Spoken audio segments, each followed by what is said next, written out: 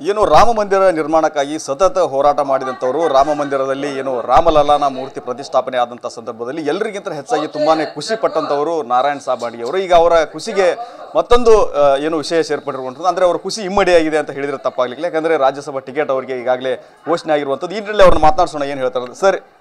ತುಂಬಾ ಖುಷಿಕರ ಆದಂಥ ವಿಚಾರ. ಈಗಾಗಲೇ ರಾಮ ಮಂದಿರನೂ ಒಂದು ಕಡೆ ನಿರ್ಮಾಣ ಆಯಿತು, ಆ ಒಂದು ವಿಚಾರಕ್ಕೆ ನೀವು ಭಾಳ ಹೋರಾಟ ಪಟ್ಟಿದ್ರಿ. ಈಗ ಇನ್ನು ಅದರ ಬೆನ್ನಲ್ಲೇ ಡಬಲ್ ಖುಷಿ, ಮತ್ತು ನಿಮಗೆ ಟಿಕೆಟ್ ಇದಾಗಿರುವಂಥ ರಾಜ್ಯಸಭೆದ್ದು ನಿರೀಕ್ಷೆ ಇತ್ತಾ ಅಥವಾ ಅನಿರೀಕ್ಷಿತ? ನಾನು ನಿರೀಕ್ಷೆ ಅಂಕ ಇದ್ದಿದ್ದೇ ಇಲ್ಲ.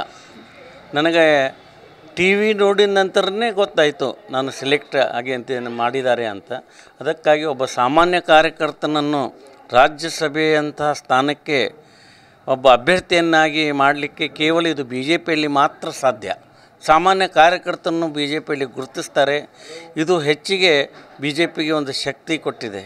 ನಾನು ಇದಕ್ಕೆ ಕಾರಣರಾದಂಥ ನಮ್ಮ ರಾಜ್ಯಾಧ್ಯಕ್ಷರಿಗೆ, ರಾಷ್ಟ್ರೀಯ ಎಲ್ಲ ನಾಯಕರಿಗೆ, ಎಲ್ಲರಿಗೂ ಕೂಡ ನಾನು ಅಭಿನಂದನೆಗಳನ್ನು ಸಲ್ಲಿಸ್ತಾ ಇದ್ದೇನೆ.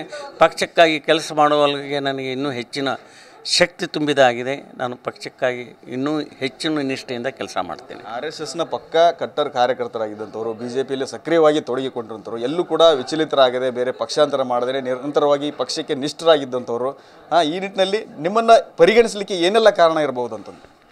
ಪಕ್ಷಕ್ಕೆ ಪರಿಗಣಿಸಿ ಅದಕ್ಕೆ ನನಗೆ ಆಶ್ಚರ್ಯ ಆಗ್ತದೆ. ಇಂಥ ದೊಡ್ಡ ಸ್ಥಾನಮಾನಕ್ಕೆ ನನ್ನನ್ನು ಮಾಡಿದಂದರೆ ಭಾರತೀಯ ಜನತಾ ಪಾರ್ಟಿಯಲ್ಲಿ ಒಬ್ಬ ಸಾಮಾನ್ಯ ಕಾರ್ಯಕರ್ತ ಮಾಡ್ತಕ್ಕಂಥ ಕೆಲಸವನ್ನು ಕೂಡ ಗುರುತಿಸ್ತಾರೆ.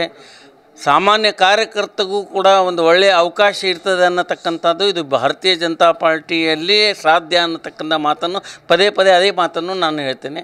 ನಾನು ಒಬ್ಬ ನಿಷ್ಠಾವಂತ ಕಾರ್ಯಕರ್ತ. ಪಕ್ಷದ ಕೆಲಸವನ್ನು ನನ್ನ ಜೀವನ ಪರ್ಯಂತ ಪಕ್ಷದ ಕೆಲಸವನ್ನು ಮಾಡ್ತೇನೆ. ನಾನು ಇನ್ನೂ ಹೆಚ್ಚಿನ ಶಕ್ತಿ ಮತ್ತು ಹುಮ್ಮಸ್ಸು ಕೊಟ್ಟಿದೆ ನನಗೆ.